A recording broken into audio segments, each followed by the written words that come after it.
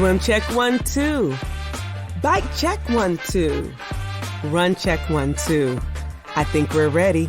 Let's try this.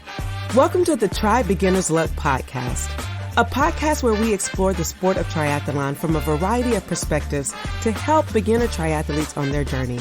I am your host, Nashonda Shines. Everybody, it's another edition of Try Beginner's Luck.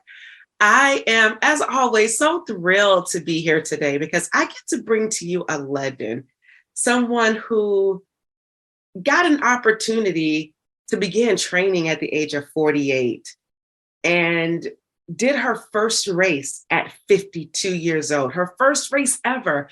And oftentimes when we get past a certain age, we think it's over for us. We can't start, we can't begin.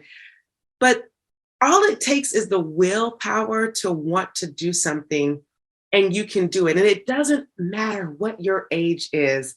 And today I get to bring to you a young lady who has completed over 325 triathlons, including 45 iron distances. Yes, 45 iron distances. And let me just be clear. At 92 years old in August of 2022, she participated at age group nationals in the sprint race. Ladies and gentlemen, I get to bring to you Sister Madonna. Sister Madonna, welcome to Try Beginner's Luck.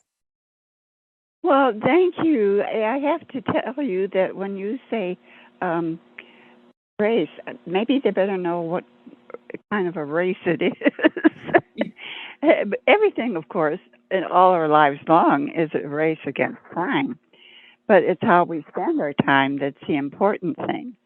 And my race that you're referring to is a triathlon, and tri, of course, means three, so it's three sports in one.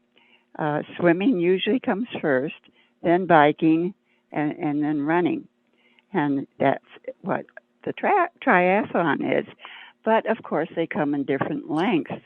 And when you hear the word Ironman connected to a triathlon, it is a specific distance of 2 4/10, 2 miles and 2.4 miles swim. That's number one. That comes first. If you're still able to get out of the water, then you go to the bike for 112 miles. And if you're able to get off the seat of the bike, then you run for a marathon, 26.2 miles, hoping to see the finish line standing up.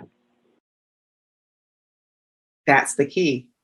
And thank you so much for correcting me. I love that you wanted to set that tone, and I appreciate that because you're right. I should have said what a triathlon is so that our listeners could understand what that is. And that's the premise of Try Beginner's Luck. We here at Try Beginner's Luck want to make, this sport so accessible to everyone that they get an opportunity to do it no matter, that they understand what the sport is, but then get to participate. And so, Sister Madonna, I think one of my first questions for you is, when you started to train at age 48, why did you choose triathlon? Well, I think it chose me. The first thing I was introduced to was running by a priest while we were on a retreat that he was giving us, and we had some free time. And so I didn't know why running was so important to him, but he said it harmonizes mind, body, and soul. Mm-hmm. Well, that did appeal to me because I am not a corporate. Anyway, we're all one piece together, but we do these different things. We have a head, mind, and body. And you got your triathlon right there. So anyhow, I went out after supper, and ran down the beach, and was coming in the side door, and there he was. Said, "Oh, where were you, sister?" And I said, Oh, running down the beach. Oh, he said, um, well, how far, how far did you go? I said, well, I went from one eddy to the other, and that was probably a half a mile. And he said, how long did it take you? I said, well, I've only been out here 5 minutes. And he gulped. He said, well, you just have to keep on going until you experience mind, body, and soul. What? How many years later now? 40 years later? Do I experience the runner's high? Mm-mm. I sure know what the lows are, though. It's a lot of work, but appreciably so. Wow. I never thought about triathlon being from a mind, body, and spirit um, perspective. And for me to hear that come from you, it really puts things in a different light for me. And you're Hmm. right. I think you do get that experience in a multitude of ways. Like a lot of people, when they get to ride their bikes, it's a mind, body, soul experience. It's a opportunity. But then when you put the triathlon with it, for those who are in multi-sport, there is something that comes to it that's more of a spiritual experience, that you've challenged yourself, you've pushed your mind because it's a mental component to it, your body, physical, and soul, spirit. Like it really is. And wow, I just never really thought about it in that context, Sister Madonna. So thank you for that. Well, even just doing running is in itself very freeing outdoors. Um, it got me through a pretty hard spot at one point in my life, and I was being troubled by my sisters, who I think um, had little jealousy streaks. But it's hard to be a victim of jealousy. So when I was out running and looking at nature and everything, it was so freeing. And I said, God, you and what you've made is bigger than what these poor people are uh, just trying to discredit me for doing. So I am really sorry for them. Being a victim of jealousy isn't exactly comfortable. But then I began to think, well, being jealous must be very uncomfortable existence. So I began to feel sorry for them instead. The wisdom in that. And I think for those who've probably been on either side of that can say that there's definitely some uncomfortability on both sides of that. And I mean, we shouldn't have to feel jealous, right? But because we are human in our nature, it happens, and I think at some point or another, we've all experienced a little bit of it on both sides of it, either being jealous or being someone being jealous of you. And so I'm glad that you handled it in a way where you used it to your advantage to run and to clear your head and to clear your mind, so Hmm. that you wouldn't harbor that. And I think that that's kind of powerful. Well, when you think that what jealousy is made from small minds, but when you're outdoors and you see all this extravagance of beauty and well, you feel embraced by God's love. And so that's a lot bigger than what puny little individuals might think about you. Facts. So it's very, very freeing. That's all I can say. Wonderful. So you started the training because of, I think, Father John. And so it allowed you to incorporate mind, body, and spirit and to be one with yourself. But then you decided to engage in triathlon. Now, were you a swimmer? Was there any part of the triathlon that you had to learn? And if so, what were some of the challenges the you had first to was overcome? the fact that I was being invited to run. The priest, it's his fault when he suggested before our conference that we get outside with Mother Nature and run. And I can remember saying, "But Father, I can't see running for no good reason. I'm not running away from anybody. This doesn't make sense to me." And he said, that's when he introduced the fact that it harmonized mind, body, and soul. That got my attention. And so right after the conference and a supper, I went out on the beach and ran. He was coming in the side door where he was standing and asked where I had been. I said, out there on the beach. And he said, doing what? I said, well, running. And he said, well, where did you go? I said, from one eddy to the other. And he said, well, do you know how far that is? I said, yeah, about half a mile.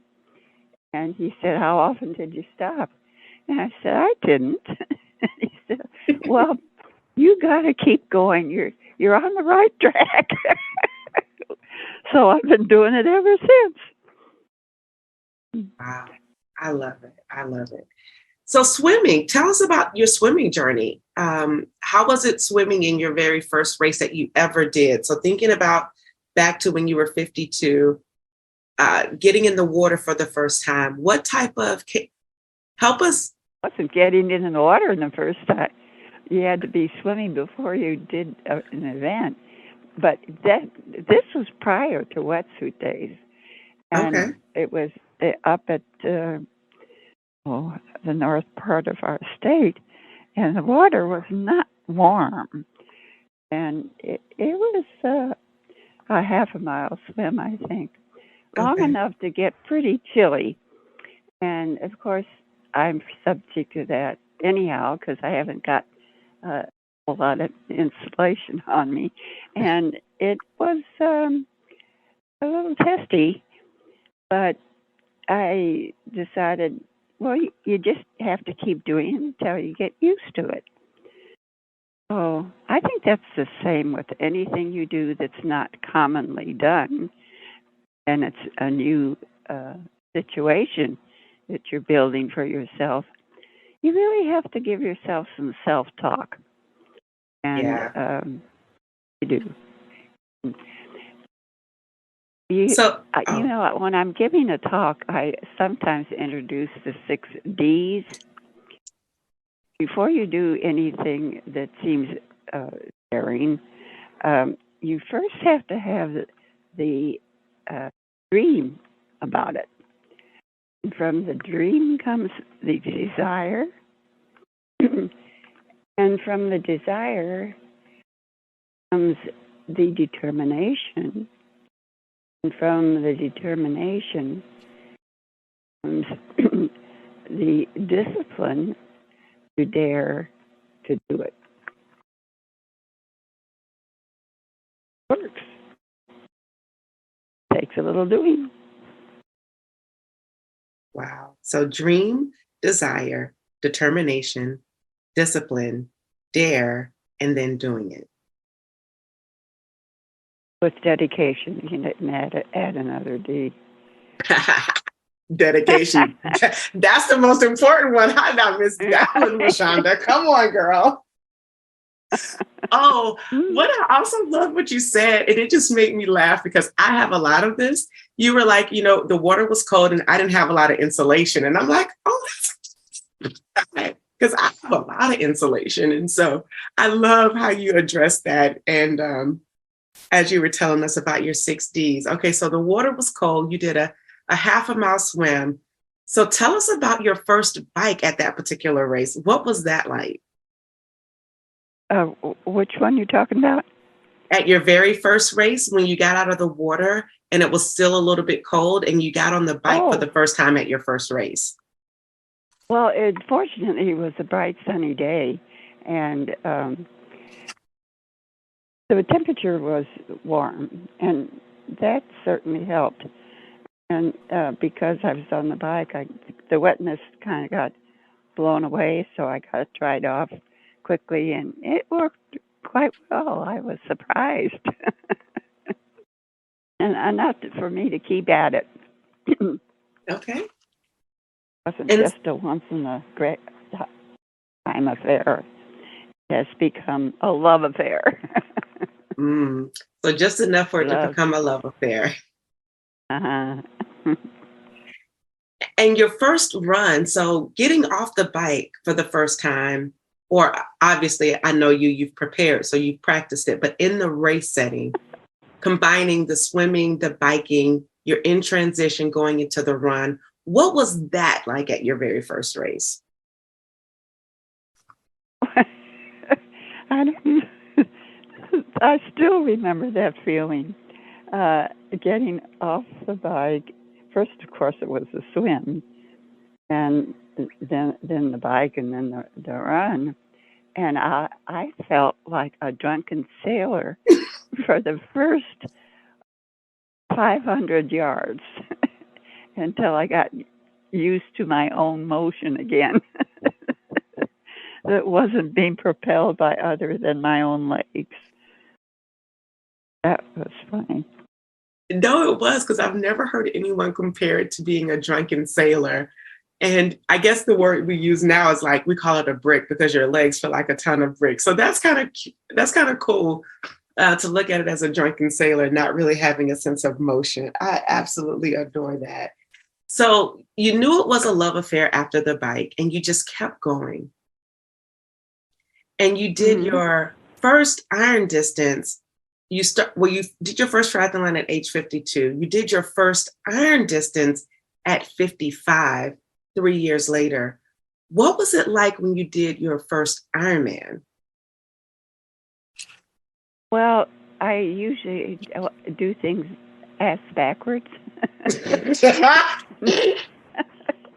So that's what happened when I uh, started running after biking. That was usually that is the way it works. First you swim and then you bike and then you run if you can. But that biking was um, very very tedious. It was 25 miles with a borrowed bike, and it was a man's bike at that, and it was about 1 inch uh, taller than it should have been. So I had a lot of getting used to business. But when I got off the bike, that was and tried to run. That's when I felt like a drunken sailor.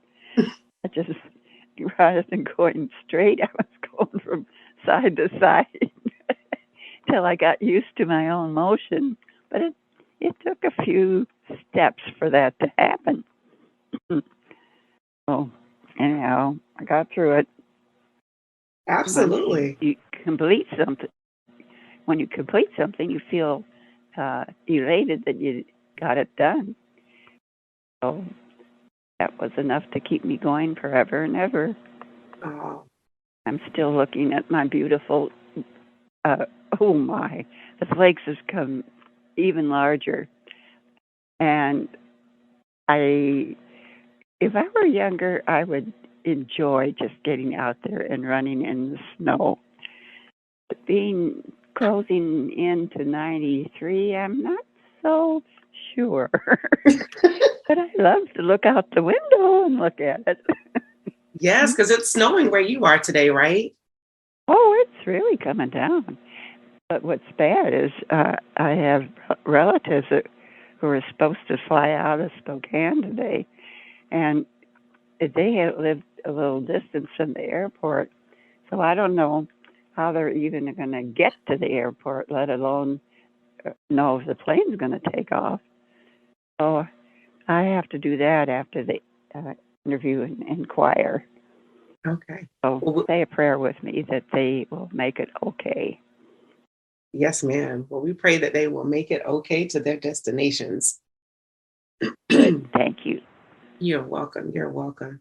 So, I know you have family that is traveling out, and I am really enjoying talking to you.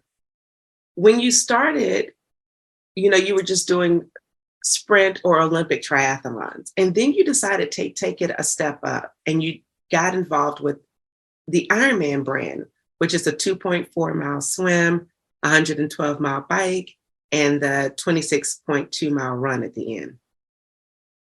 Do you remember your first full Ironman that you completed? And if so, what was that feeling like?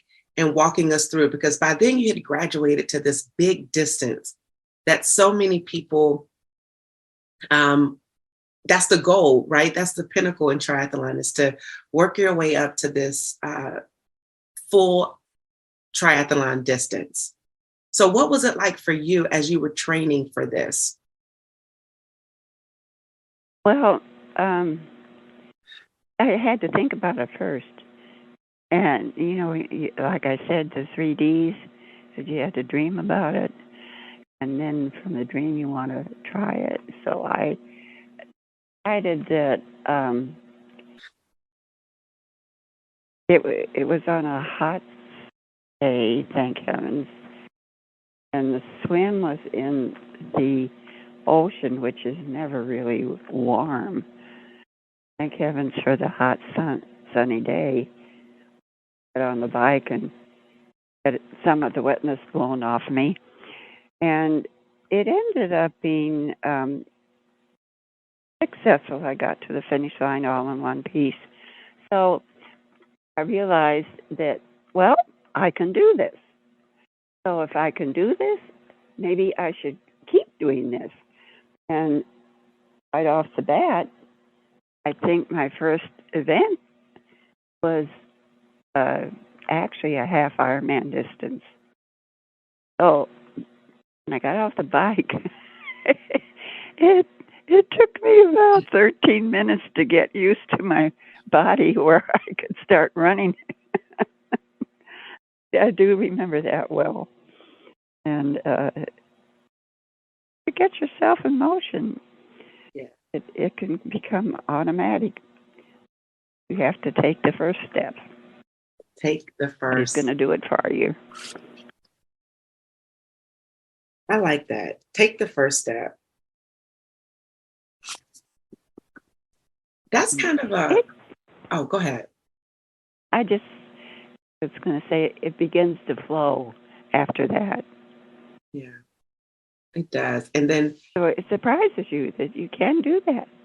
oh, And yeah. it doesn't really knock you to pieces.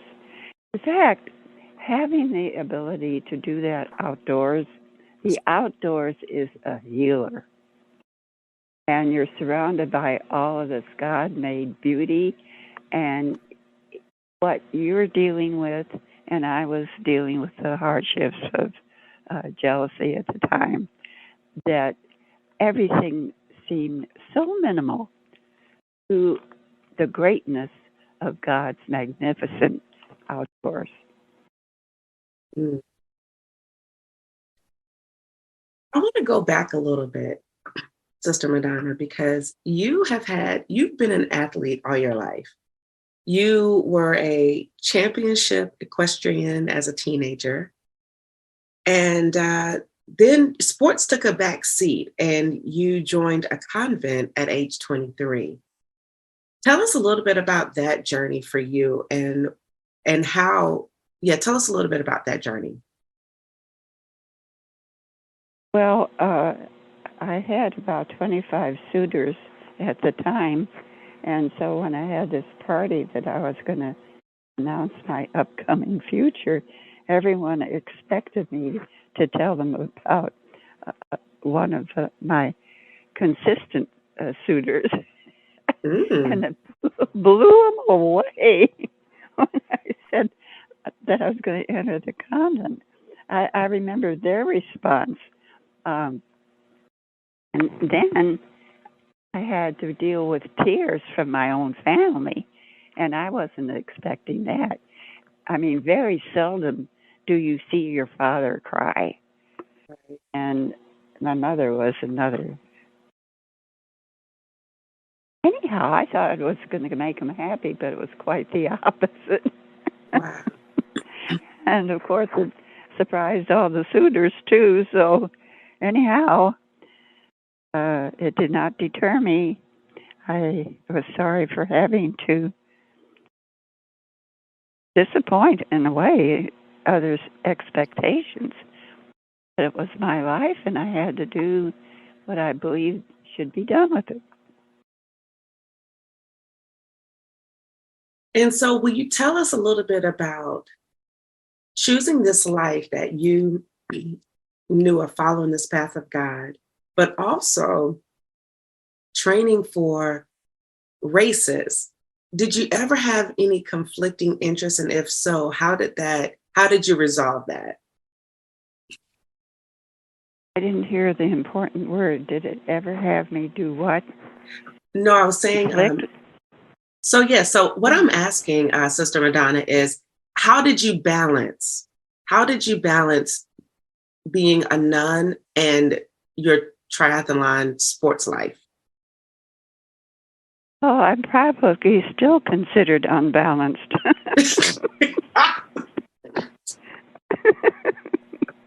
Mm, yeah, a Oh, lot of people don't understand it, but you have to do what you feel you can do.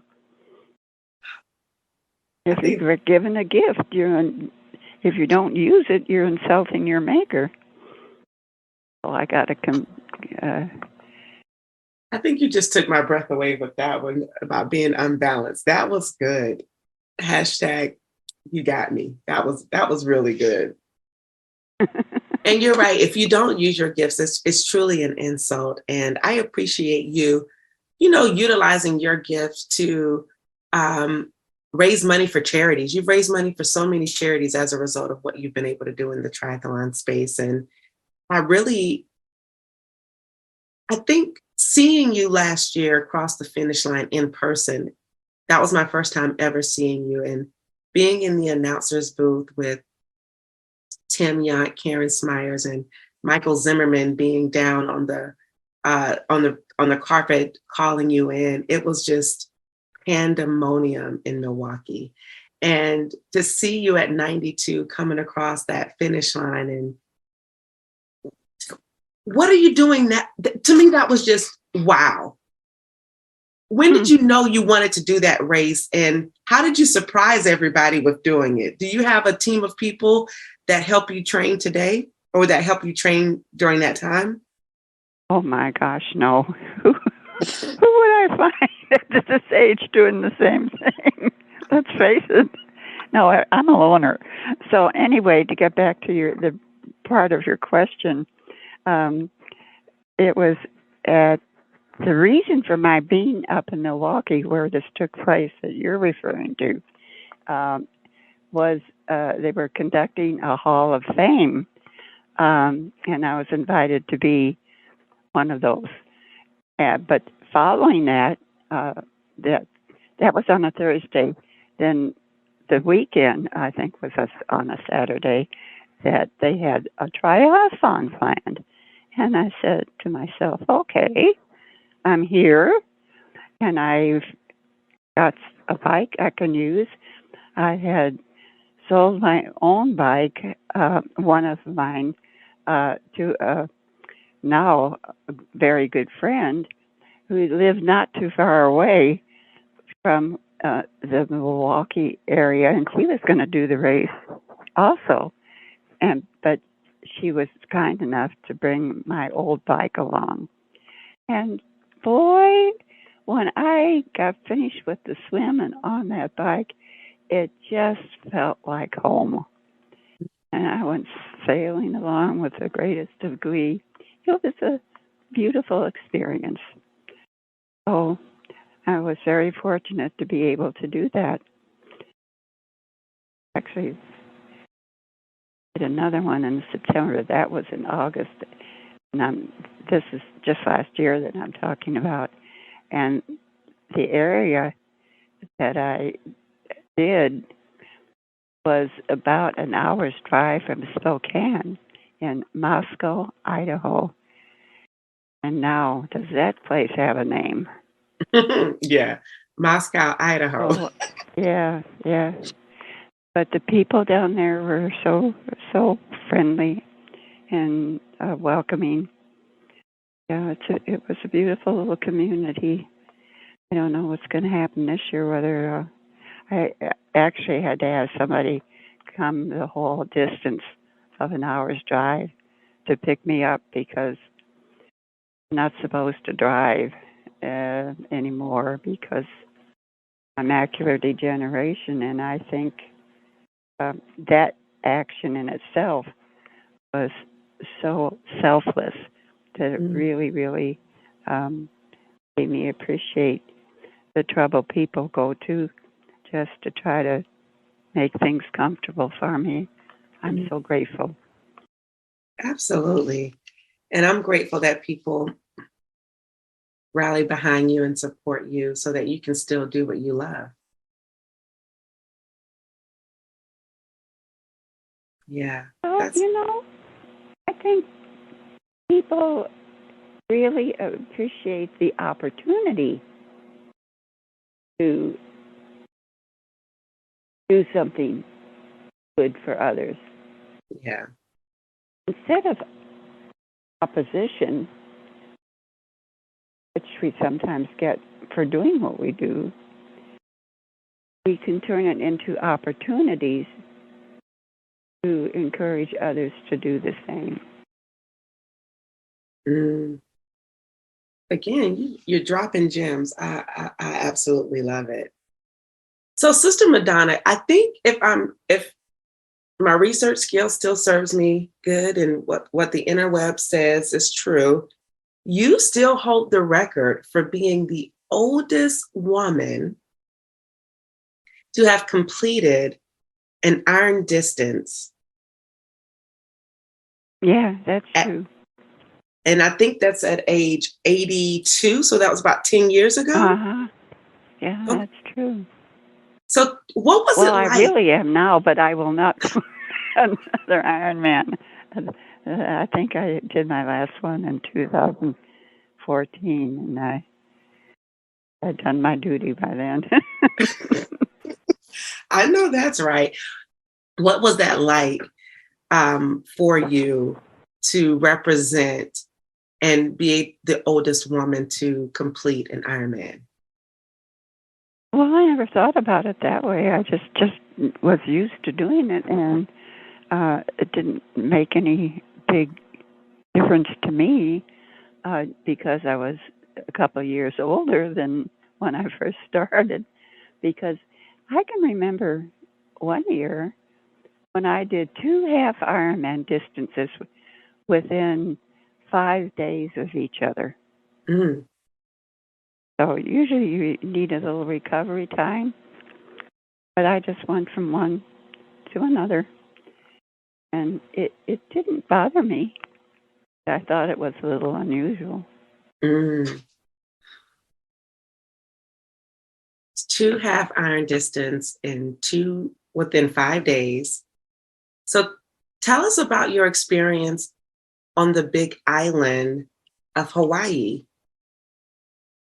doing Ironman there.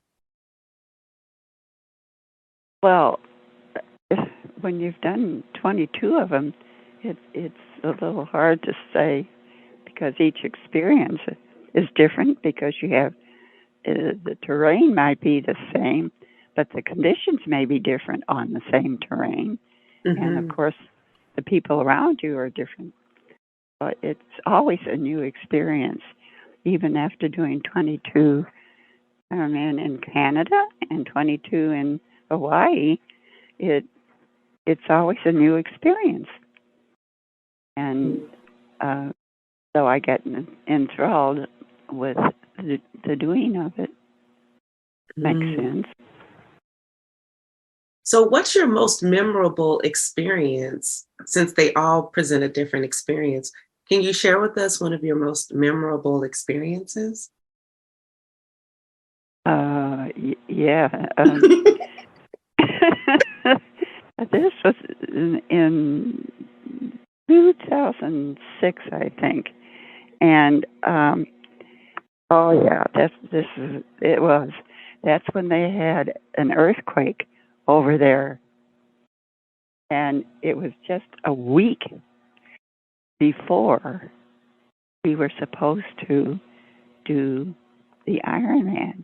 But what is also interesting is that Ironman committee was out of joint because the date that they have always had, I think, was either the second or the third weekend in October, was given instead to Love Boat. Mm. And they had to drop back a whole week and accept the following week to do our event. Well, what they didn't know was really an act of God, because on the date it should have been that Love Boat had it was the earthquake over there.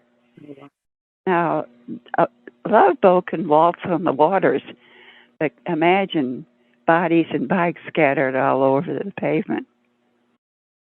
So, you know, man suggests and man proposes and God disposes.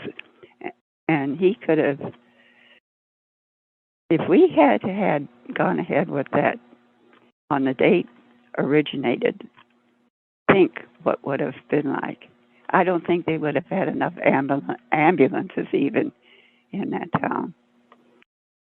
So, you know, what sometimes seems as opposition to our desires are really opportunities to improve and to adjust.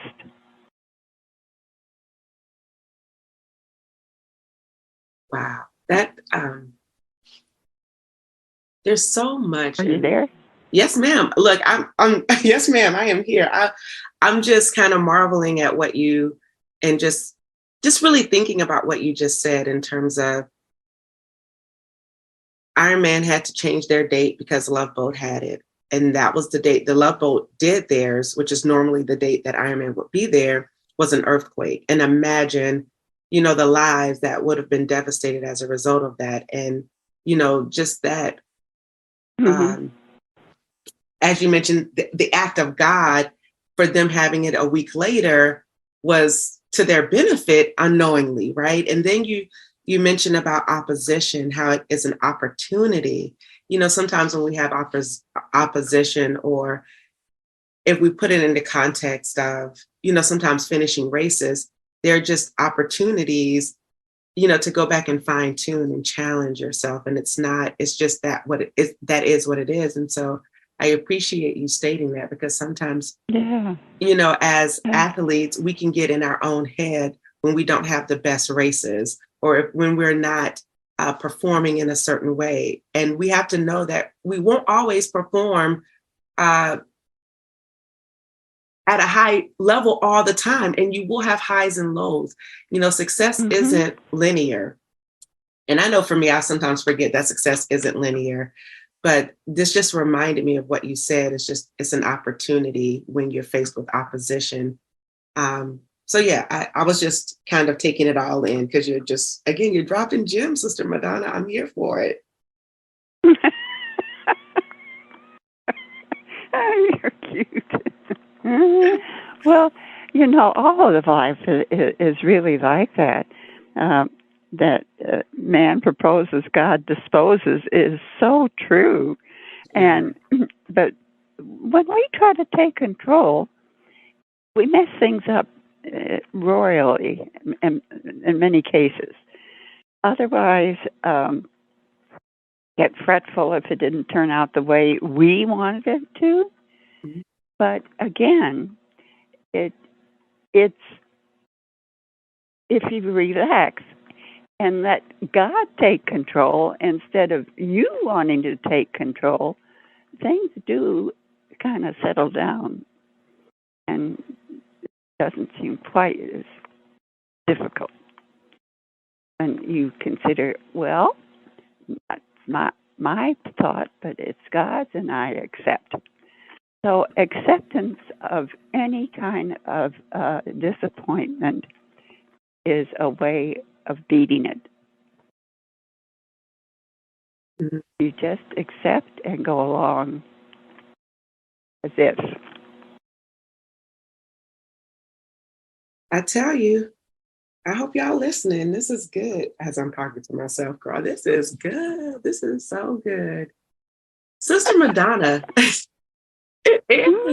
I mean, it's like you're so subtle in how you are, just simply expressing. I've had the pleasure of just talking to you a couple of times leading up to this, just with technology being a challenge and, us making this work. And every time we talked, you have just poured into me. And I asked Sister Madonna this question, and I was like, well, Sister Madonna, like, what are you doing now that you're not a nun, et cetera? And she was like, well, you never give up, the call of God that's on your life. And she just had me laughing so much, essentially saying that you never give up your call.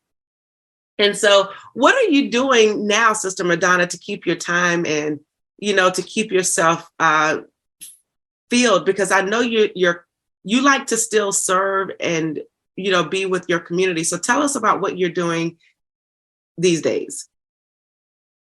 Well, I might have to have a little backup on what you were saying.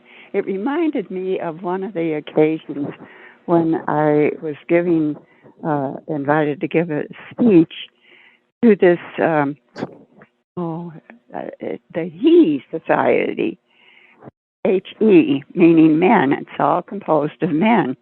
So the first time round was the group in New York, and then they made me do it again to another group in Washington, D.C.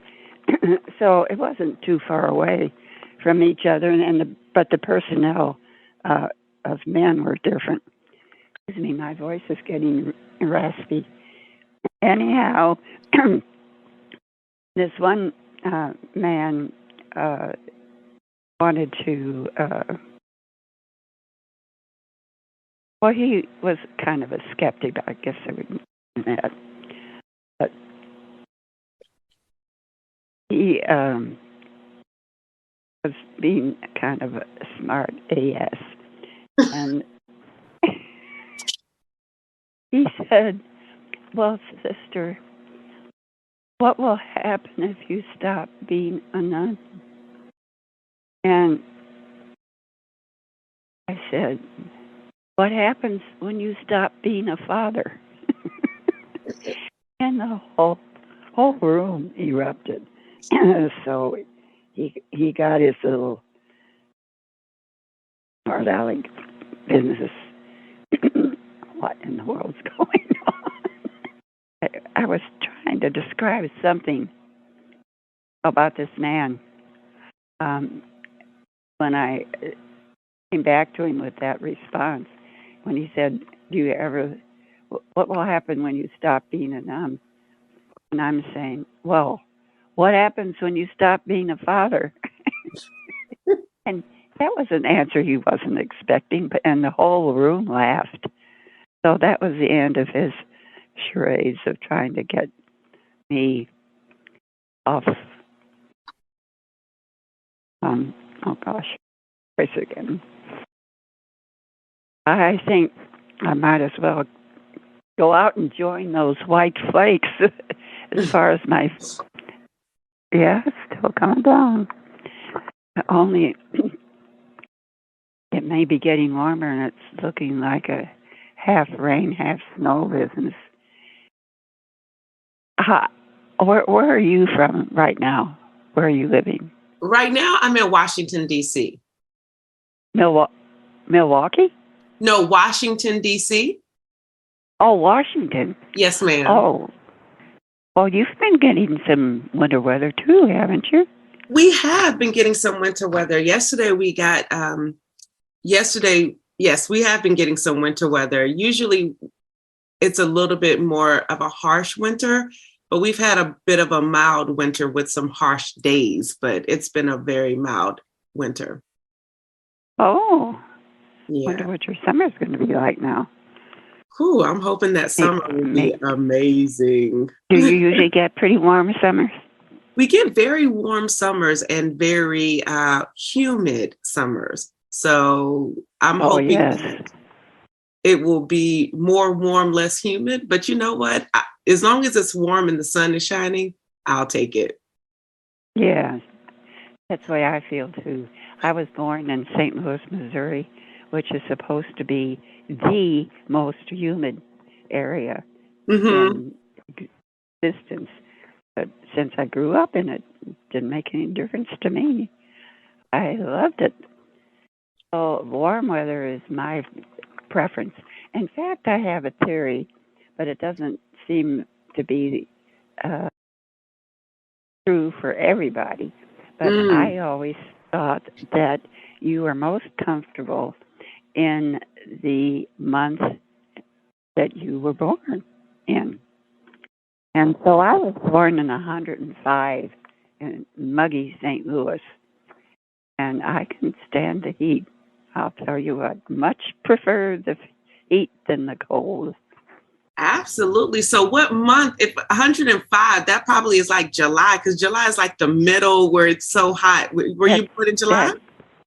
Exactly. You nailed it. Woo, July babies unite. Let's go. Yeah.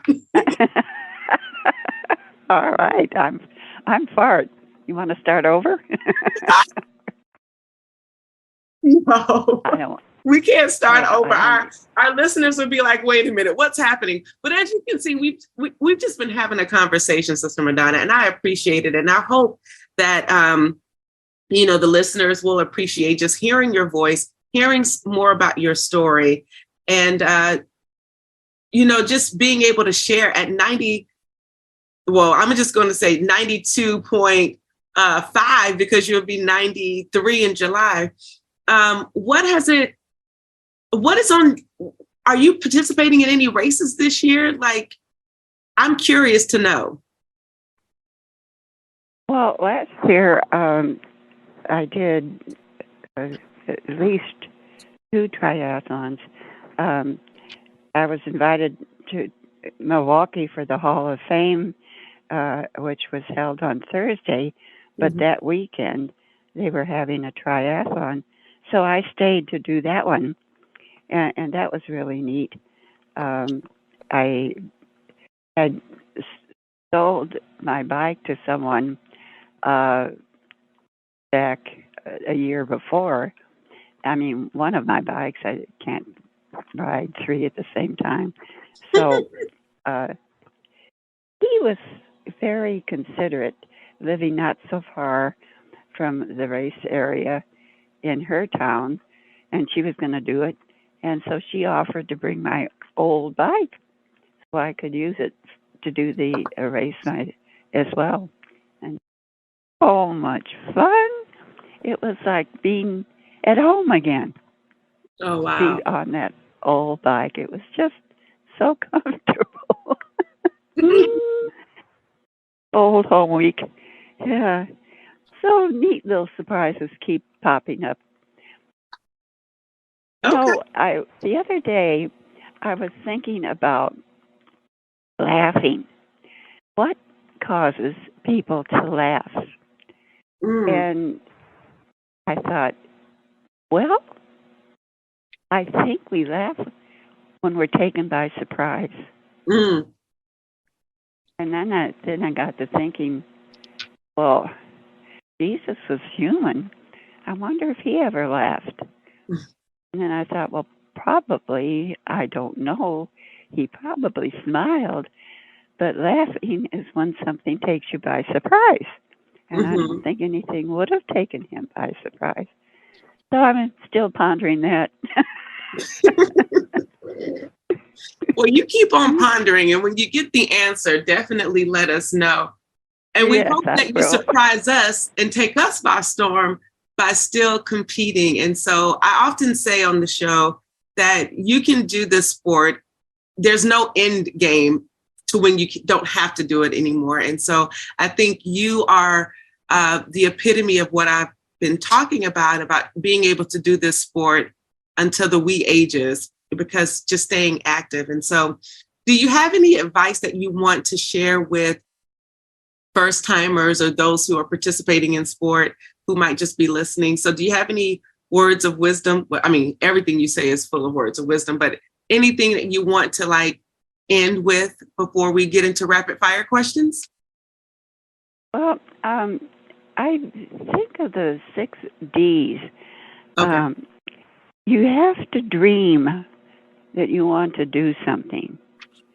And what the dream does is, from the dream comes the determination, and the determination becomes the whole doing of it. And that takes a lot of daring in many cases.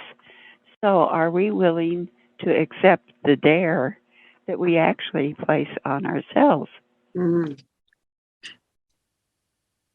So we have to answer for what we do or don't do.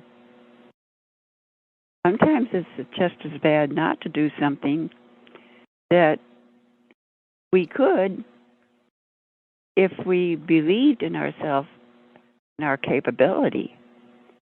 But sometimes we're afraid to try. Mm-hmm. So we're our own worst enemy. Watch that sometimes. And another thing is, we don't have to live up to other people's expectations. Mm-hmm. That's where a lot of people get their nose out of joint.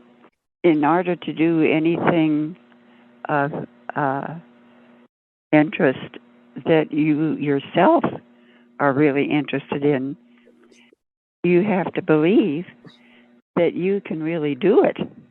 Yeah. And sometimes we're our own worst enemy when we're skeptical that it's even worth trying.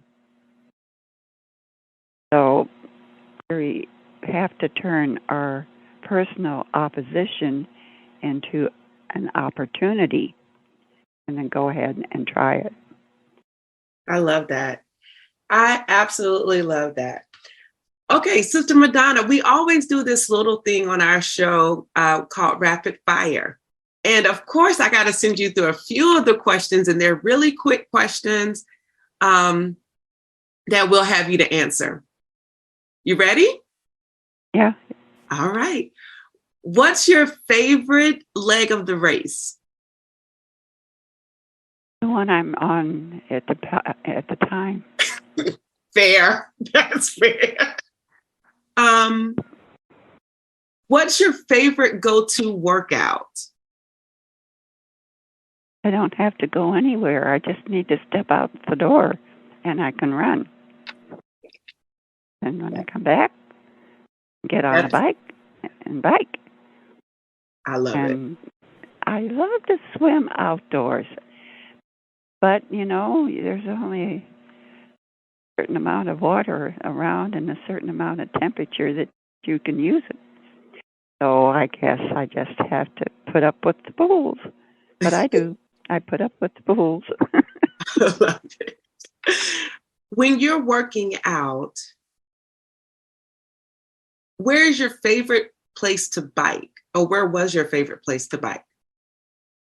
Oh, I'm so fortunate. I live within maybe 50 yards of getting on the Centennial Trail.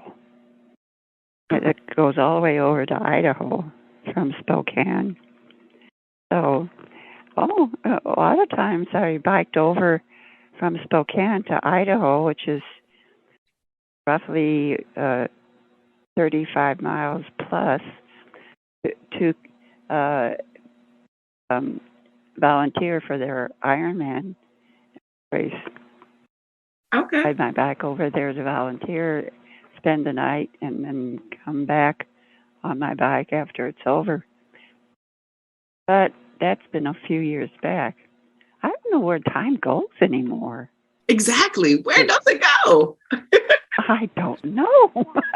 It is really weird. So weird. Well, I'm not the only one that feels it, so that means something is happening up there above us. I wonder if... Exactly. What is your go-to breakfast?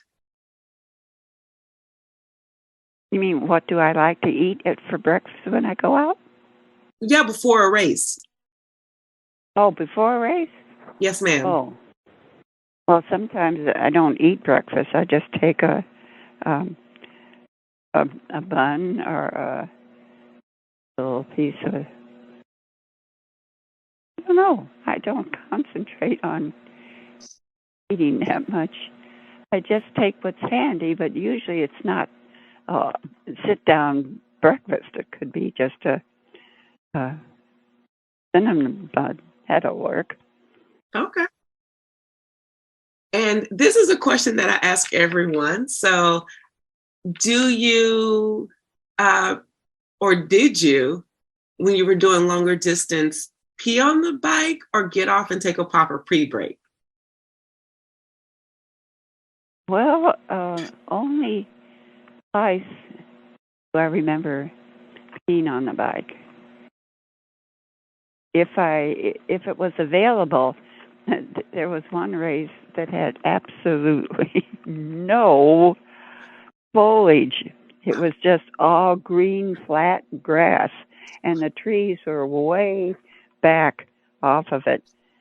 So I think I was forced into the issue, but there weren't very many passing me, so it wasn't a problem. It was just uncomfortable.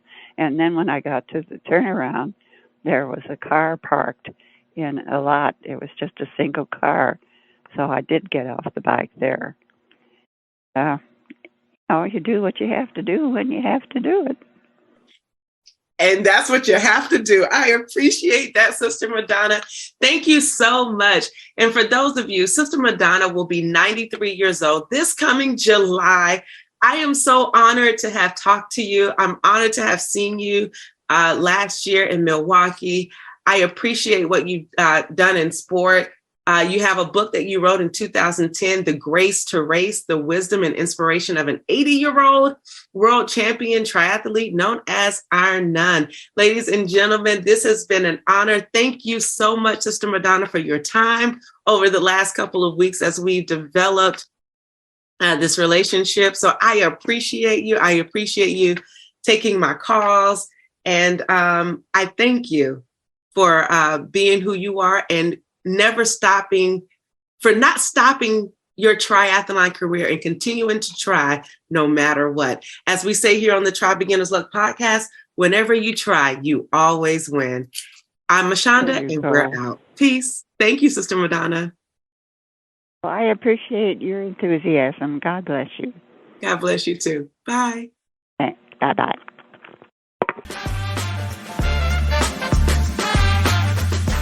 Thank you for tuning in and listening to this episode.